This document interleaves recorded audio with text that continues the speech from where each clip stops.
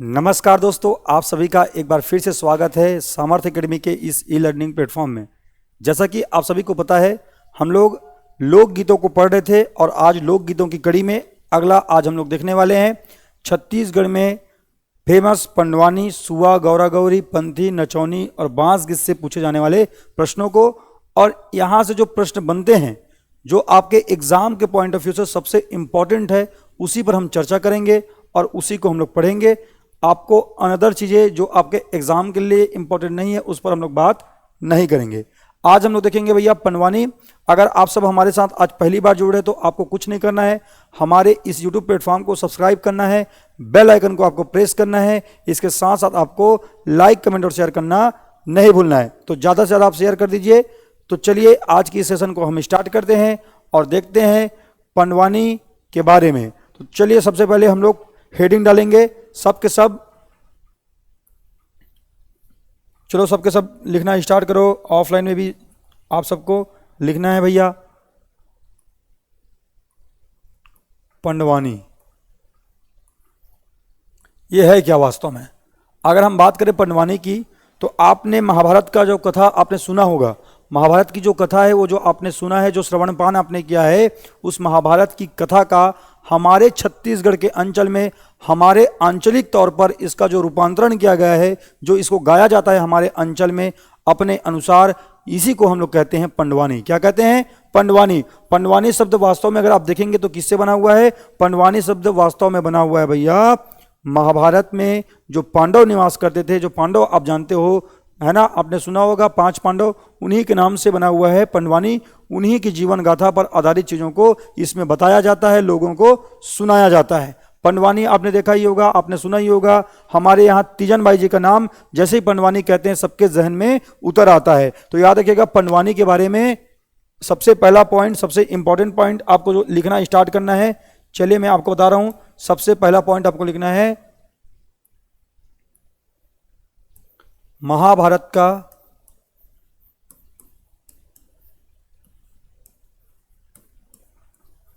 छत्तीसगढ़ी रूपांतरण। छत्तीसगढ़ी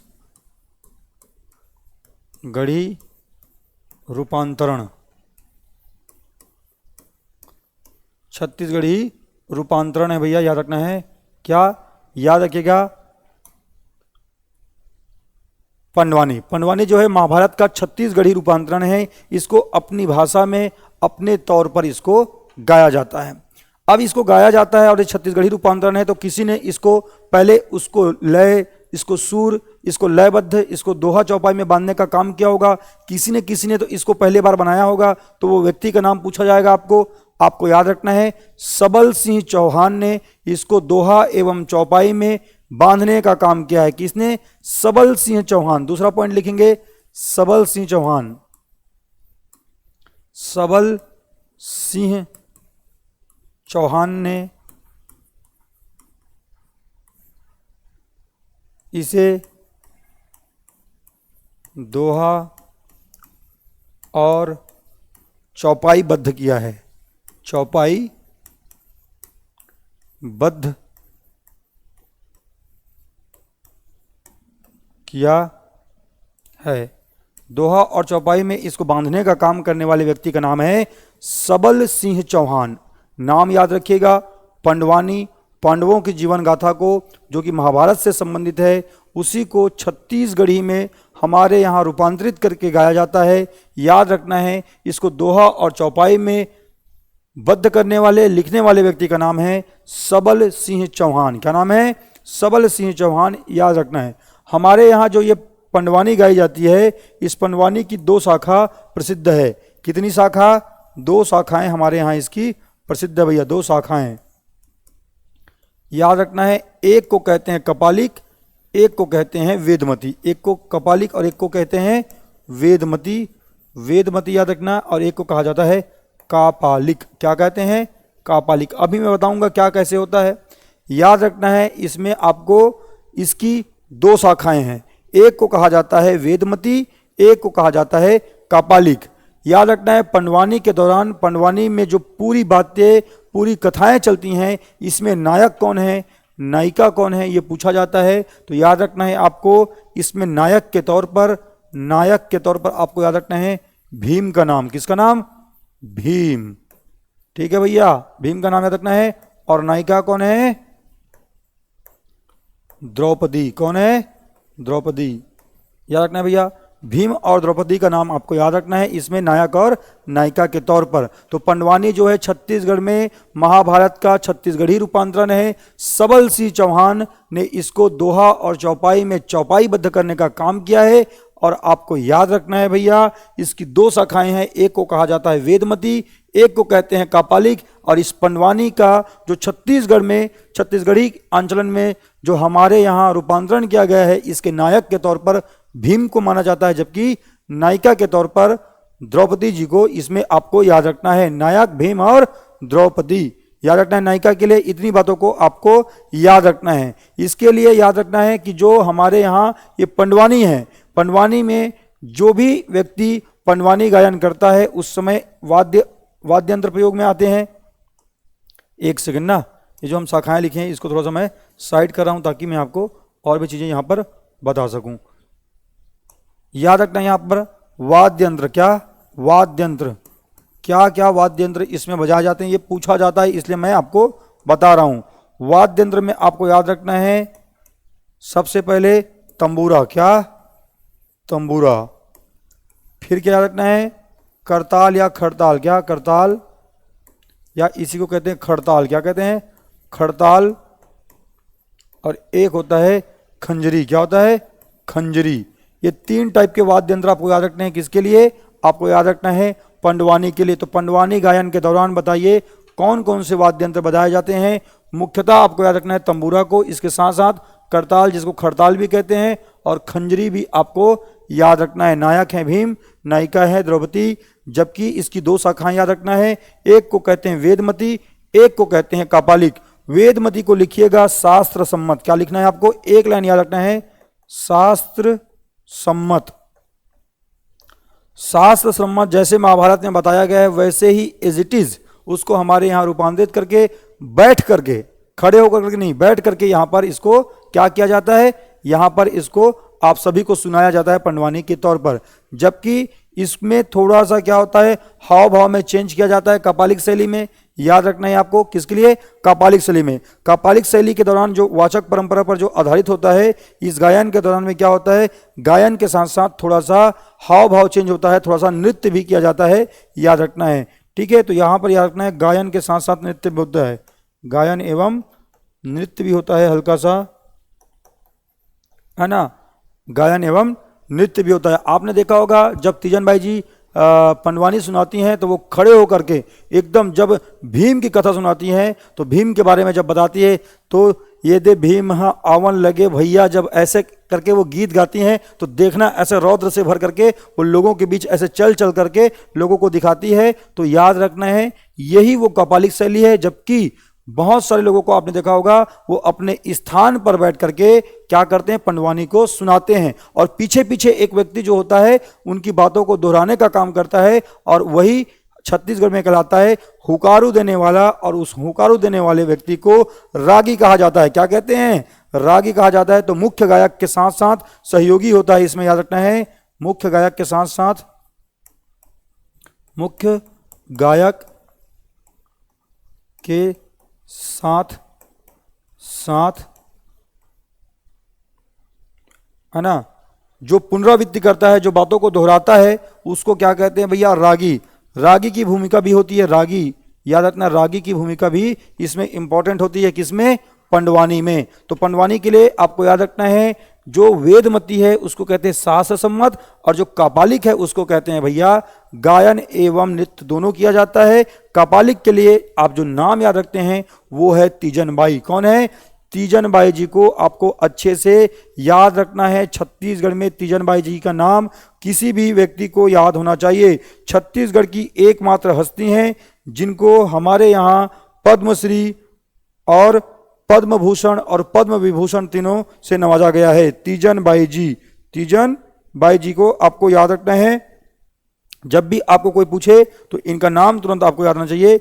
एकमात्र हस्ती है जिनको छत्तीसगढ़ में किस किस से नवाजा गया है, तो आपको याद रखना है इनको दिया गया है पद्मश्री, पद्म भूषण और पद्म विभूषण। ठीक है, याद रखना है। आप सबको एक बात और अच्छे से याद रखना है, ये वही तीजन बाई जी हैं जो पहले टीवी में एक सीरियल आता था जिसको कहते थे भारत की खोज। क्या कहते थे? भारत की खोज कहते थे। याद रखना है, श्याम बेनेगल जी की एक भारत एक खोज नाम से एक धारावाहिक आता था दूरदर्शन में। तो याद रखना है, उसी श्याम बेनेगल जी की वो जो भारत एक खोज जो दूरदर्शन में जो एक धारावाहिक आता था उसमें भी इन्होंने अभिनय किया है। किसने? तीजन बाई जी ने। किसने? तीजन बाई जी ने। तो इनको पद्मश्री, पद्म भूषण और पद्म विभूषण से नवाजा गया है। लेकिन इन सभी बातों को आपको याद रखना है, पंडवानी के जो पितामह हैं, पंडवानी के जो जनक हैं, या आप कह सकते हैं पंडवानी के पुरोधा जिसको कहा जाता है, वो कहे जाते हैं झाड़ू राम देवांगन जी। क्या किसको कहे जाते हैं भैया? झाड़ू राम देवांगन जी को कहा जाता है। याद रखना है आपको। तो चलिए लिखते हैं झाड़ू राम देवांगन जी के बारे में।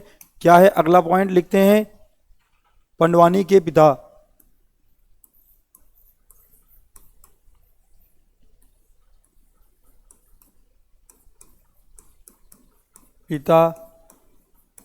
जनक, ये सब कौन कहे जाते हैं? याद रखिएगा, झाड़ू राम देवांगन जी। और हमारे दुर्ग के लोगों को सबको पता है, इन्हीं के नाम पर हमारे यहाँ झाड़ू राम देवांगन जी के नाम पर स्कूल भी संचालित है दुर्ग में। यहीं पर कलेक्ट्रेट के सामने झाड़ू राम देवांगन जी को कहा जाता है पंडवानी के पितामह या पंडवानी के पिता या पंडवानी के जनक। याद रखिएगा झाड़ू राम देवांगन जी के बारे में। परंतु पंडवानी को अंतर्राष्ट्रीय ख्याति, पंडवानी को अंतर्राष्ट्रीय ख्याति, अंतर्राष्ट्रीय ख्याति दिलाने का काम, दिलाने वाली शख्स अगर कोई है हमारे यहाँ तो वो कौन है भैया? तो याद रखना है आपको, उनका नाम है श्रीमती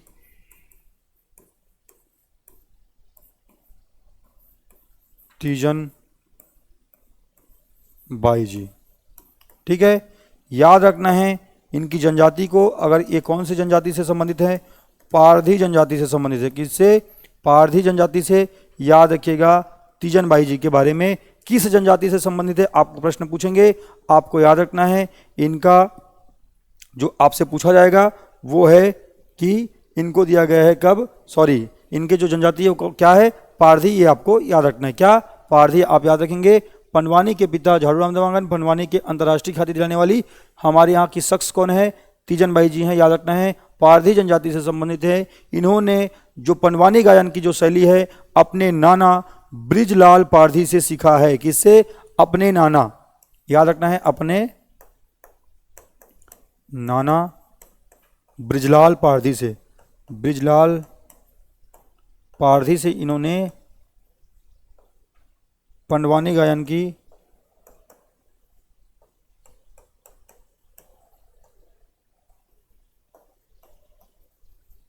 ठीक है कहाँ से सीखी है इन्होंने पंडवानी गायन करना? तो अपने नाना ब्रिजलाल पारधी जी से इन्होंने पंडवानी गायन है ना सीखा है। याद रखिएगा, आपसे पूछा जाएगा। एकमात्र हस्ती है जो हमारे यहाँ क्या प्राप्त की है भैया? इन्होंने पद्मश्री,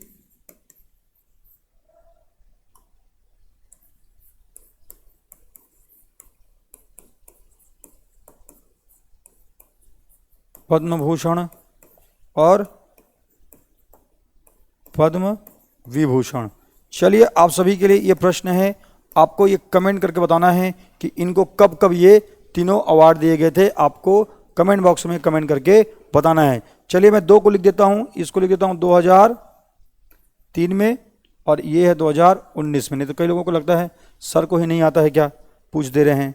तो आपको मैं 2 चीज़ों को यहाँ पर लिख दे रहा हूँ, आपको बाकी को कमेंट करके बताना है इसमें से पद्मश्री इनको कब दिया गया था तीजन बाई जी को। ठीक है, याद रखिएगा पंडवानी को अंतर्राष्ट्रीय ख्याति दिलाने वाली हमारे यहाँ की जो शख्स है वो है तीजन बाई जी। और तीजन बाई जी के बारे में याद रखना है ये कपालिक शैली की गायिका है। किस शैली की? कपालिक शैली की। तीजन बाई जी का नाम जब भी आए याद रखना है तीजन बाई, ये लिखा हुआ है इनके बारे में, यहाँ पर लिखना है कपालिक। क्या? कपालिक शैली की गायिका है, कपालिक शैली। यही याद रखना है भैया। कई किताबों में पहले बहुत कन्फ्यूजन किया गया लोगों को और बहुत कन्फ्यूज कर करके वहाँ पर कहीं पर वेदमती लिखा गया। याद रखना है कपालिक शैली से संबंधित है कौन? तीजन बाई जी। याद रखना है आपको कपालिक शैली। तो जहां पर हमने वेदमती और ये कपालिक देखा हुआ है, तो उसी प्रकार से आपको आगे मैं और बताता हूं वेदमती और कपालिक से संबंधित लोगों के बारे में। वेदमती और कपालिक है ना, दो शाखाएं हैं। एक को हमने क्या कहा है, वेदमती कहा है, और एक को हमने क्या कहा है, कापालिक कहा है। कहा है कि नहीं कहा है जी, कापालिक का है ना। तो वेदमती में सबसे पहले नाम जिनका नाम आता है वो है झाड़ूराम देवांगन जी। कौन आते हैं, झाड़ूराम देवांगन जी का नाम आता है। इसके अलावा आपको वेदमती में देखने को मिलता है पूना नाम निषाद, रेवाराम साहू, ऋतु वर्मा और पंचूराम। कौन कौन, पूना राम निषाद, पंचू राम, ऋतु वर्मा। और कौन है, पूनाराम निषाद, पंचू वर्मा, ऋतु वर्मा, है ना, सॉरी पंचूराम और ऋतु वर्मा, झाड़ूराम देवांगन। और एक और व्यक्ति का नाम आपको याद रखना है, वो कौन है, रेवाराम साहू। कौन है, रेवाराम साहू। चलिए बोलिए कौन से हैं, रेवाराम साहू। जबकि कपालिक शैली की अगर आप बात करते हैं तो यहां पर आपको दिखाई देते हैं कौन, आपको दिखाई देते हैं यहां पर सबसे पहले जो शख्स है वो है तीजन बाई। कौन है, तीजन बाई, याद रखना है। इसके बाद आपको उषा बारले। कौन, उषा बारले, याद रखना है। उषा बारले जी के नाम भी याद रखना है आपको। ये भी जो कौन है, ये भी आपको याद रखना है, कपालिक शैली की है। इसके अलावा एक व्यक्ति और याद रख सकते हो, शांतिबाई चेलक। कौन, शांतिबाई चेलक। ये सब कौन है, ये सब आपको याद रखना है। हमारे यहाँ पंडवानी गायक हैं जो कि कपालिक और वेदमती शैली में हमने इसको अलग अलग देखा है। कपालिक के लिए यहाँ पर हमने देखा हुआ है, जबकि वेदमती के लिए इस लिस्ट को आपको याद रखना है। इन नामों को, इन शख्स को आपको याद रखना है। जब भी मैंने कहा अभी कि पंडवानी गाया जाता है, पंडवानी गायन के दौरान एक व्यक्ति पीछे पीछे, है ना, उस बात को फिर से दोहराने का काम करता है, लोगों को समय समय पर चीज़ों से अवगत कराने का काम करता है। उस व्यक्ति को क्या कहते हैं, रागी कहा जाता है। सुना था रागी, ऐसे जब कहते ना, हो भैया, ऐसे पीछे से कहने वाले व्यक्ति को कहते हैं रागी। कभी सुनिएगा टाइम निकाल करके, यो हनी सिंह वाले ज़माने के बच्चों को, बादशाह वाले ज़माने के बच्चों को ये सुनना चाहिए, हमारे यहाँ के कल्चर के बारे में जानना चाहिए। किस जनजाति की हैं, तो याद रखना है, अभी अभी मैंने बताया है, आपको कमेंट करके बताना है किस जनजाति से संबंधित है, याद रखिएगा। किनके बारे में, तीजन बाई जी के बारे में। दो शाखाएं हमने बताया। अब इस पंडवानी को गाने के लिए याद रखना है, दो जनजाति बहुत फेमस है ना। पंडवानी गायन करने के लिए दो जनजाति फेमस है। पंडवानी गायन के लिए जनजाति जो फेमस है उनको दो को मैं बता रहा हूं, ठीक है। पंडवानी गायन के लिए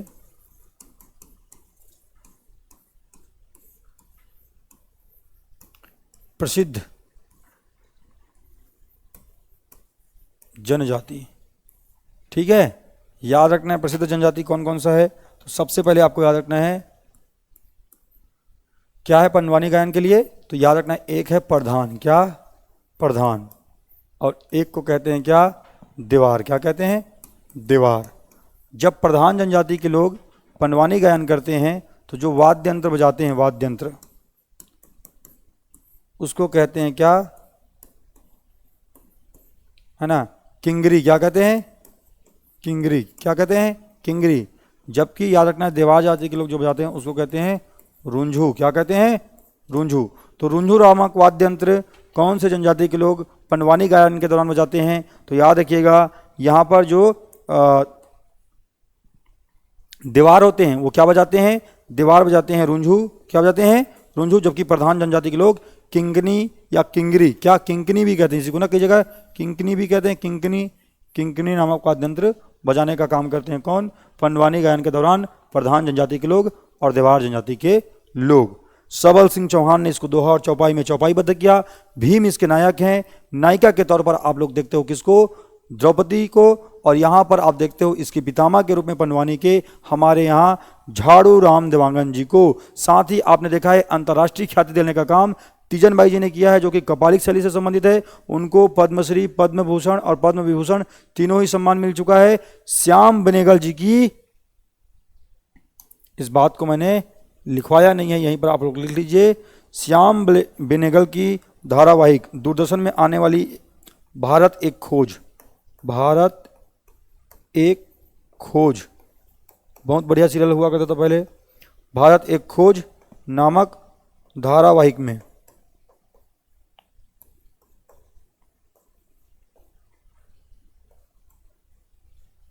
और इसके निर्देशक कौन थे, तो यहां पर मैं लिख दे रहा हूं श्याम बेनेगल, बेनेगल निर्देशित भारत एक खोज में, है ना, जो एक धारावाहिक था उसमें इन्होंने अभिनय किया है। किसने? तीजन बाई जी ने अभिनय। ये बात मैंने बोला था, लिखवाया नहीं था। ठीक है, इतनी बातों को आपको याद रखना है। किन के बारे में? तो ये है पंडवानी के बारे में। प्रधान और देवार के बारे में भी आपको याद रखना है। कपालिक और साथ साथ आपको वेदमती के बारे में याद रखना है। एक हुंकार भरने वाला या हुकारू देने वाले व्यक्ति को रागी कहते हैं, वहां पर मैंने आपको बता दिया है। ठीक है भैया, जो कि बीच बीच में कड़ियों को जोड़ने का काम करता है, चीजों को दोहराने का काम करता है, याद रखना है आपको। ठीक है, सास सम्मत जो शैली है उसको हम लोग कहते हैं वेदमती, जबकि जो कि हमारे यहाँ थोड़ा से अभिनय युक्त किया जाता है उसको कहते हैं हम लोग क्या? हम लोग कहते हैं कपालिक शैली। इतनी बातों को याद रखना है, इससे आपका काम चल जाने वाला है। इससे ज़्यादा आपको और यहाँ पर आपके एग्जाम के लिए पढ़ने की जरूरत नहीं है पंडवानी को। चलिए बढ़ते हैं आगे और आप सभी को मैं बताता हूँ क्या, आप सभी को मैं बताता हूँ अब एक और महत्वपूर्ण टॉपिक के बारे में जिसको कहते हैं सुआ गीत। क्या कहते हैं? सुआ गीत। क्या कहते हैं? सुआ गीत कहा जाता है, याद रखना है सुआ गीत के बारे में। सुआ गीत आपने इसको देखा होगा, इसी को एक अन्य नाम से जानते हैं, अन्य नाम से। किस नाम से जानते हैं? अन्य नाम। इसको कहते हैं गौर नृत्य। क्या कहते? गौरा नृत्य। क्या कहते हैं? गौरा नृत्य। क्या कहते हैं भैया? गौरा नृत्य कहते हैं। हमारे यहाँ अन्य नाम क्या है इसका? गौरा नृत्य। गौर नृत्य हमारे यहाँ बैसनहार लोग करते हैं। ठीक है, याद रखिएगा, इसको कहा जाता है गौरा गीत। गीत भैया, नृत्य नहीं, गौरा गीत। ठीक है, नृत्य नहीं, गौरा गीत कहते हैं। क्या कहते हैं? गौरा गीत कहते हैं। गौर नृत्य के चक्कर में मैंने लिख दिया था, इसको कहते हैं गौरा गीत। क्या कहते हैं? गौरा गीत कहते हैं। इसी को याद रखना है। और इसी को सुआ, है ना, सुआ गीत कहते हैं। याद रखना है, क्या कहते हैं? सुआ गीत कहा जाता है, जो कि नृत्य के साथ साथ किया जाता है। याद रखना है आपको। ठीक है, क्या किया जाता है? सुआ गीत कहते हैं, जो कि सुआ नृत्य के दौरान, सुआ नृत्य के दौरान किया जाता है। याद रखना है आपको, किसके दौरान? सुआ नृत्य के दौरान गाया जाता है। और आपको पता होना चाहिए ये जो है ये किस अवसर पर होता है, तो आप सब देखते होंगे दीपावली के अवसर पर। कब? दिवाली के अवसर पर। कब? दिवाली के अवसर पर एक टुकनी में ले जाकर के ये लोग एक जो होता है ना, क्या बोलते हैं, तोता को रख करके घूम घूम के चारों तरफ ताली बजा बजा करके ये नृत्य करते हैं और उसी समय एक गीत गाते हैं। ठीक है, जो गीत गाते हैं जिसको आप लोग सुआ गीत कह रहे हो, जो गीत गाते हैं उस गीत के बोल क्या होते हैं? तरी हरी ना नरी, है ना, ना नरी, ऐसा कुछ होता है ना, तरी हरी ना नरी, ऐसा एक गीत चलता है हमारे यहाँ। तरी हरी नहा नरी, नहा नरी ना नरे सोना।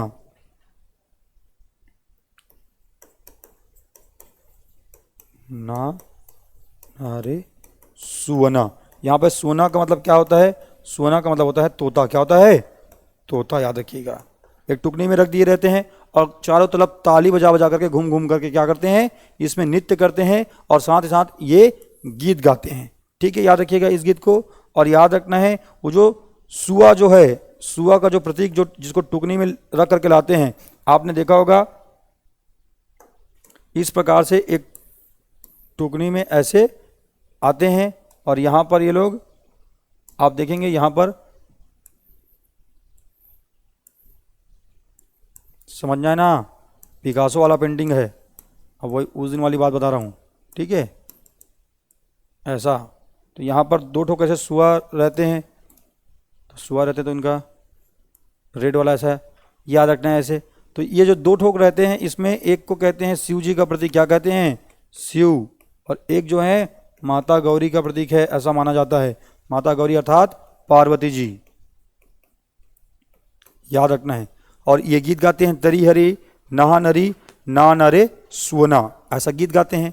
और ये जो गीत गाया जाता है उस समय ये लोग नृत्य भी करते हैं घूम घूम करके, तो सुआ नृत्य होता है, क्या होता है, सुआ नृत्य होता है, याद रखना है, नृत्य होता है। और इस दौरान कोई भी वाद्य यंत्र नहीं बजता है, वाद्य यंत्र नहीं, तो क्या बजता है, तालियों की थाप पर होता है यह नृत्य, क्या होता है, तालियों की थाप पर गीत गाते रहते हैं, खुद ताली बजाते रहते हैं और गोल गोल घूम घूम करके उस टोकरी के चारों ओर क्या करते हैं, नृत्य करते हैं और इस गीत को गाते हैं। तो ये रहे भैया सुआ गीत और सुआ नृत्य, दोनों आप लोग यहाँ पर एक साथ पढ़ सकते हो, जान सकते हो। अलग से इसको नृत्य और गीत को अलग अलग पढ़ने की आवश्यकता नहीं है, ठीक है। आगे बढ़ जाएं, चलिए आगे बढ़ते हैं और देखते हैं अगला क्या है। अगला आपको याद रखना है, हमने देख लिया पंडवानी, हमने देख लिया किसको, गौरा गीत या सुआ गीत को हमने देख लिया। अब आगे हम लोग बढ़ने वाले हैं, कहाँ पर, हम लोग बढ़ने वाले हैं पंथी गीत की ओर। कहाँ पर बढ़ने वाले हैं, पंथी गीत की ओर बढ़ने वाले हैं। चलिए देखते हैं पंथी गीत क्या है, पंथी गीत। अब आप सभी को पता है भैया पंथी गीत अगर गाया जा रहा है तो इस समय आप सबको पता है पंथी नृत्य करते समय गाया जाता है, याद रखना है, किस समय, पंथी नृत्य के दौरान, पंथी नृत्य के दौरान। और ये पंथी नृत्य करने वाले जो हमारे यहाँ जाति है वो कौन सी जाति है, हमारे यहाँ याद रखना है सतनाम धर्म के लोग या सतनामी समाज के भाई लोग करते हैं, याद रखना है सतनामी समाज के लोगों के द्वारा होता है ये, ठीक है, याद रखना है। इसी दौरान पंथी नृत्य होता है और इसी दौरान क्या होता है, पंथी गीत गाए जाते हैं। और किसके स्मरण में गाया जाता है, स्मरण में गाया जाता है, तो आपको याद रखना है संत शिरोमणि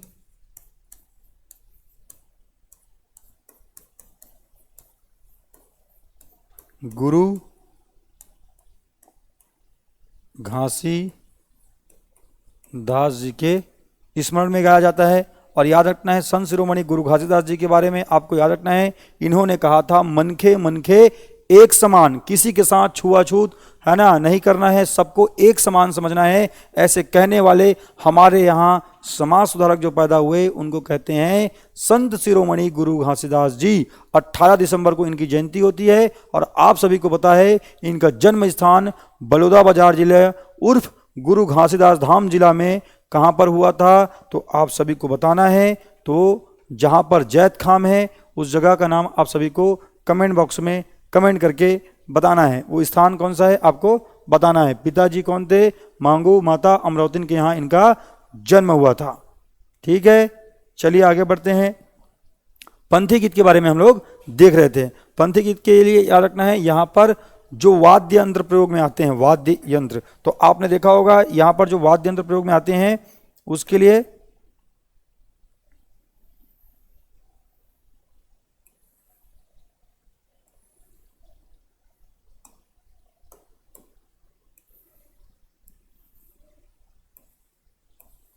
कभी इसीलिए कहता हूँ कभी कभी चीज़ों को ना प्रत्यक्ष देख करके आओ तो आप लोगों को ज़्यादा अच्छे से याद होगा। इसलिए तो कहते हैं सब लोग जाओ घूम करके देख के आओ चीज़ों को करके, आप लोग जाते नहीं हो। आप लोगों को तो अब आजकल पबजी से फुर्सत नहीं है, ऐसे समझ रहे हो, ऐसे होते हैं। इस टाइप का एक होता है, इसको कहते हैं मांदर। क्या कहते हैं, मांदर, गाली वाला नहीं है, ठीक है, याद रखिएगा। मांदर इसमें क्या होता है, बजाए जाते हैं, याद रखिएगा। साथ ही साथ इसमें वाद्य यंत्र के लिए झांझ बजता है, झांझ, ठीक है। 2 ठोक ऐसे रहता है, छप छप ऐसे ऐसे मारते हैं लोग, ठीक है। अच्छे से याद रखना है भैया, मस्त और अच्छे से एकदम बढ़िया नृत्य करते हैं, देखोगे तो मज़ा आता है। एक के ऊपर एक ऐसे कंधे वंधे में चढ़ चढ़ के ये लोग बढ़िया क्या करते हैं, एकदम पिरामिड टाइप का आकार बनाते हैं, एकदम एक के ऊपर एक कंधे में चढ़ करके, और नृत्य करते करते गाना गाते हैं, है ना। बार बार सब मिलकर बोलो सत्यनाम की जय। ठीक है, ऐसे गाते हैं भैया, याद रखना है। वाद्य यंत्र हमने देखा हुआ है बचपन में चीज़ों को, इसीलिए हम आपको एकदम प्रत्यक्ष चीज़ों को बता पाते हैं। समझ रहे हो, आप लोगों को इसलिए कहते हैं चीज़ों को देखो, तो कई लोग तो शर्म मरते हैं भैया हम क्या देखेंगे करके। देखना है चीज़ों को, अपनी कल्चर को, अपने संस्कृति को, अपने आसपास के भाइयों के जीवन शैली को क्या करना है, एडमायर करना है। आप लोग विदेशी संस्कृति को फॉलो करते हो, तो अपने संस्कृति को फॉलो क्यों नहीं कर सकते हो भैया, है कि नहीं। याद रखना है, मांदर और झांझ इसमें बजाए जाते हैं। स्वर्गीय देवदास बंजारे, याद रखना है स्वर्गीय देवदास बंजारे जी का नाम, कि इन्होंने पंथी नृत्य और पंथी गीत को, पंथी नृत्य और गीत को क्या किया है, इन्होंने अंतर्राष्ट्रीय स्तर पर ख्याति दिलवाया है। अंतर्राष्ट्रीय पहचान दिलाने वाले शख्स का नाम क्या है, याद रखिएगा आप सबको, स्वर्गीय देवदास बंजारे, स्वर्गीय देवदास बंजारे जी ने। याद रखना है, हमारा एक मित्र है जो बहुत बढ़िया पंथी नृत्य करता है ना, हमने देखा है।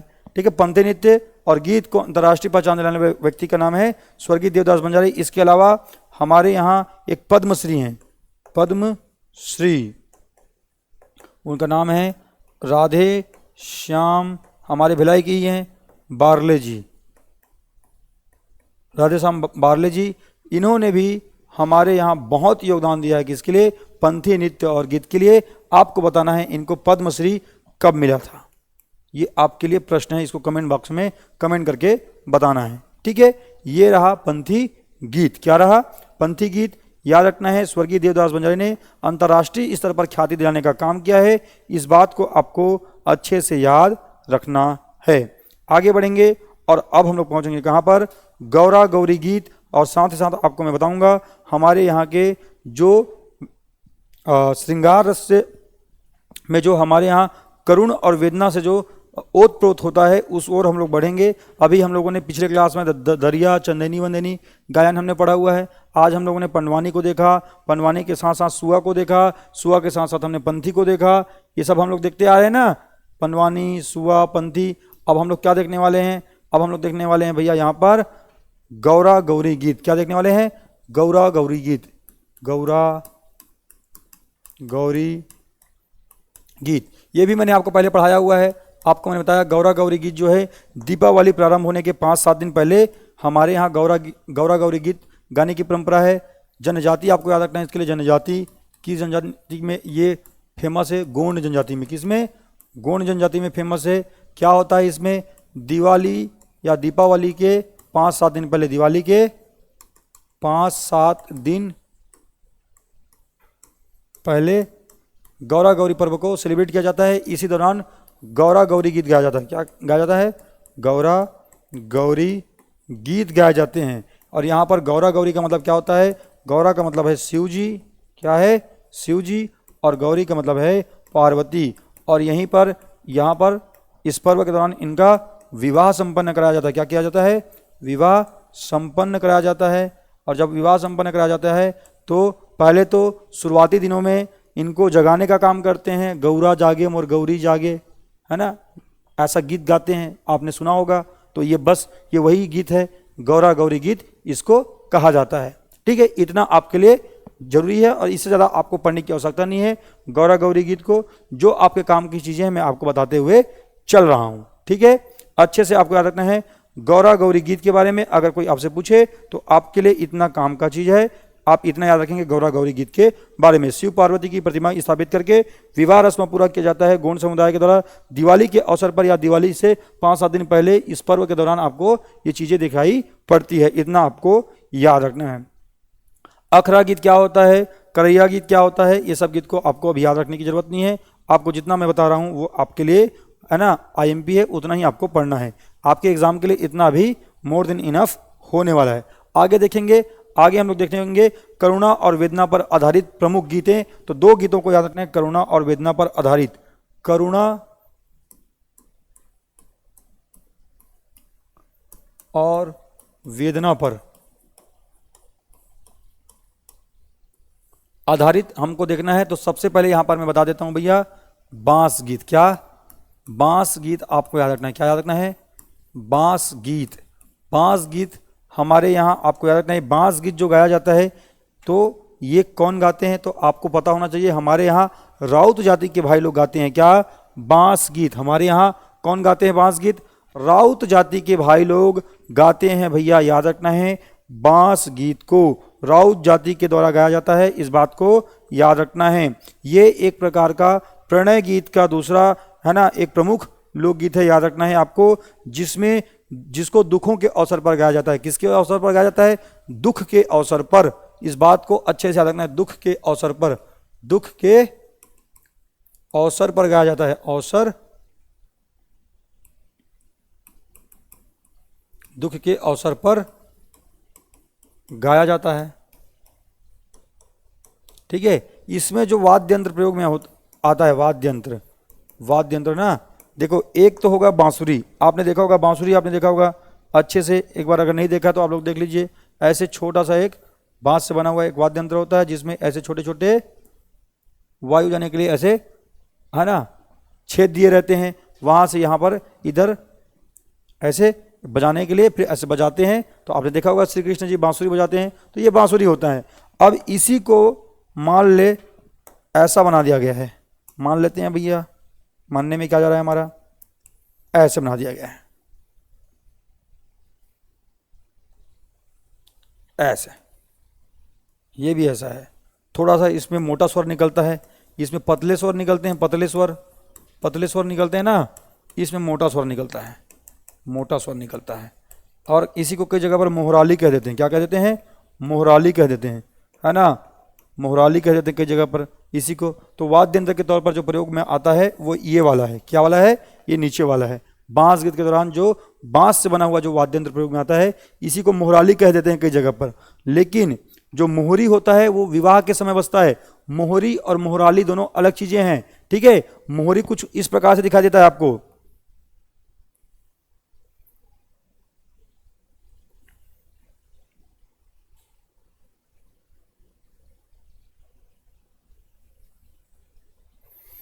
इसे कुछ इस प्रकार से दिखाई देता है। आपने देखा होगा है ना, इधर ऐसे साउंड निकलता है, इधर इसमें भी ऐसे लगे रहते हैं, इधर से इसको फूंक करके बजाया जाता है। ये मोहरी होता है। क्या होता है?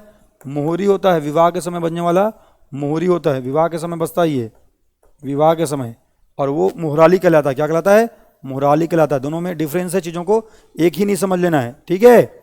मोहराली और मोहरी डिफरेंस समझ गए, बात समझ गए। बांस गीत दुख के अवसर पर, वाद्य यंत्र बांस से बना हुआ, क्या? बांस से बना हुआ, और बांस से बना हुआ है, फूंक करके बजाया जा रहा है, इसलिए ये क्या है? सुशीर वाद्य यंत्र है। क्या है? सुशीर वाद्य यंत्र, जिसको मुख से फूंक करके बजाया जाए। बांसुरी जैसे जितने भी वाद्य यंत्र आप देखते हो वो सबको सुशीर वाद्य यंत्र कहते हैं। हम लोग वाद्य यंत्र पढ़ेंगे तो मैं बताऊंगा आपको कौन कौन से वाद्य यंत्र है। तत्, वितत, घन और क्या देखते हैं हम लोग? सुशीर। 4 प्रकार के वाद्य यंत्र हम लोग पढ़ते हैं। याद रखिएगा, आपसे पूछा जाएगा तो इतनी बातों को आपको याद रखना है। गाने वाले जनजाति कौन, सॉरी जाति कौन है? गाने वाले लोग कौन है? राउत जाति के भाई लोग गाते हैं। कौन?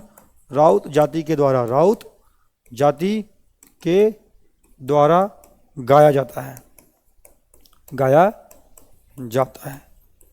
याद रखना है, राउत जाति के द्वारा इसको क्या किया जाता है? गाया जाता है। इस बात को याद रखना है। जाति कौन सी है? राउत जाति आपको याद रखना है। बांस गीत के दौरान शीत बसंत, मोरत ध्वज, कर्ण आदि की कथा इसमें सुनाई जाती है, याद रखना है। किसके लिए? तो मैंने बताया इसमें किसकी कथा, तो याद रखना है बांस गीत के दौरान जो कथा चलती है, कथा बांस गीत के दौरान, बांस गीत में सुनाई जाने वाली कथा कौन सी है? वाली कथाएं। एक तो याद रखना है शीत बसंत, 2 भाइयों की कहानी है शीत बसंत। कैसे दोनों के जीवन में, है ना, एक व्यक्ति को कैसे जीवन में दोनों भाई एक घर से निकलते हैं, निकलने के बाद एक पक्षी को कैसे ये मार देते हैं, मारने के बाद जो पक्षी का जोड़ा होता है उसमें मरने के बाद इनको जो श्राप मिलता है, उस श्राप से कैसे ये मुक्ति पाते हैं, और इसी पर कैसे पूरी कहानी चलती है। शीत वसंत की कहानी ये सुनाया जाता है अंचल में हमारे यहाँ। ठीक है, ऑफलाइन में आओ, कहानी सुनना है तो आप सब ऑफलाइन में आओ। ठीक है, शीत वसंत, मोर ध्वज, क्या मोर ध्वज, मोर ध्वज, और क्या है कर्ण, कर्ण आदि की इसमें क्या चलती है भैया, कथाएं चलती है, याद रखना है। इसके अलावा इसको गाने वाले दो व्यक्ति का नाम याद रखना है, केजू राम और कौन, नकुल। केजू और नकुल दो व्यक्ति का नाम याद रखना है। प्रसिद्ध व्यक्ति जो बांस गीत से संबंधित हैं, कौन कौन है, केजू राम, कौन, केजू राम, और एक का नाम है नकुल। क्या नाम है, नकुल। ये दो व्यक्ति हैं जो हमारे यहाँ बांस गीत को इन्होंने बहुत संजो कर रखा है, और लोगों तक, जन जन तक जाकर के इन्होंने क्या किया है, पहुँचाने का काम किया है। याद रखना है, केजूराम और नकुल, केजूराम यादव, नकुल यादव। यादव मतलब समझ रहे हो आप लोग, राव जाति के ही लोग हैं ये लोग। याद रखना है, ये ग्राम बासिन से संबंधित है, और जबकि हमारे यहाँ नकुल जो है हमारे खैरागढ़ से हैं। ठीक है, हमारे खैरागढ़ से, याद रखिएगा। इसके अलावा आपका रखना है बांस गीत का प्रारंभ, बांस गीत का प्रारंभ देवी स्तुति से होता है। किससे होता है, देवी की स्तुति से चालू होता है भैया, देवी स्तुति से प्रारंभ होता है, प्रारंभ होता है, से होता है। और ये जो देवी स्तुति से जो प्रारंभ होता है इसको कहते हैं घोर। क्या कहते हैं, घोर। तो घोर क्या है, बांस गीत में जो देवी स्तुति के लिए शुरुआत में जो प्रारंभ किया जाता है उसको बांस गीत में क्या कहते हैं, घोर कहते हैं भैया। अच्छे से याद रखना है। ठीक है, तो इतनी बातों को आपको याद रखना है, किसके लिए, बांस गीत के लिए। ये आपके लिए मोर देन इनफ होगा। एक और आप याद रख सकते हैं जिसको कहते हैं नचौनी गीत। नारी के विरह वेदना को, संयोग वियोग के गीत को जो गाया जाता है इसको कहते हैं नचौनी गीत। तो नारी की विरह वेदना से संबंधित गीत है। एक नया गीत आप लिख सकते हैं यहाँ पर, नचौनी गीत। क्या, नचौनी गीत स्त्री वेदना का गीत किसे कहा जाता है, नचौनी गीत को कहा जाता है। इतना आपको लिख करके रखना है। तो आज की क्लास में जितना भी मैंने आपको बताया है उस सब को आपको क्या करना है, उन सबको आपको ऐसे ही जैसे मैंने बताया है आपको पढ़ना है, ताकि चीज़ें जो है आपके पास अच्छे से रहे। मैं जितना पढ़ा रहा हूँ उतना आपके लिए मोर देन इनफ है। और हिस्ट्री की क्लास जो आप सोच रहे हैं ना, सीजी हिस्ट्री की क्लास मैं बहुत जल्दी आप सबके लिए लेकर के आऊँगा। थोड़ा सा उस पर काम चल रहा है, मैं लगातार बता रहा हूँ, मैं थोड़ा सा बिजी भी चल रहा हूँ, लेकिन जैसे ही यहाँ से हम आगे बढ़ेंगे हम आपके लिए हिस्ट्री की क्लास आपको एकदम जल्दी प्रोवाइड करा देंगे। चिंता नहीं करना है आपको, आप पढ़ते रहेंगे, लोगों तक वीडियो को शेयर करेंगे, और मज़ा आता है तो कमेंट करना है। और किसी को अगर पता है एक आध दो लाइन पंडवानी की, एक आध दो लाइन अगर आपको सुआ गीत का भी पता है तो आप लोग लिख करके भी सेंड कर सकते हो। ठीक है भैया, चलिए मिलेंगे अगली क्लास में। तब तक आपको अपने स्वास्थ्य पर ध्यान देना है, पढ़ते रहना है, सामर्थ्य एकेडमी के नाम को छत्तीसगढ़ के चप्पे चप्पे तक पहुंचा देना है। ये आप सबकी जिम्मेदारी है। चलिए मिलेंगे अगली क्लास में, तब तक के लिए जय हिंद, जय भारत, जय छत्तीसगढ़।